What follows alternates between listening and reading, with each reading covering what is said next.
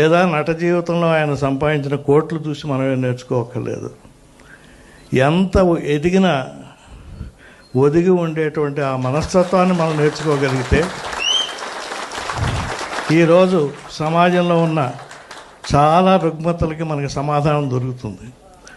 దురదృష్టవశాత్తు ఇవాళ మనం సంఘంలో చూస్తున్నాం, శాసనసభల్లో, బయట సమావేశాల్లో, ఊరేగింపుల్లో ఏ రకమైనటువంటి భాష ఒకరి మీద ఒకరు వాడుకుంటున్నారో, ఏ రకంగా ఒకరినొకరు అవమానించుకుంటున్నారు, అవహేళన చేసుకుంటున్నారో చూస్తే ఇంత అవసరమా, ఇంత దిగజారిపోవాలా మనం సమాజంలో ఏదైనా కావడానికి అనేటువంటిది వచ్చినప్పుడు, మొన్న ఆ సమావేశంలో, ఇందాక చెప్పిన సమావేశంలో చిరంజీవి గారి నడత మనందరికీ ఒక ఉదాహరణ కావాలి.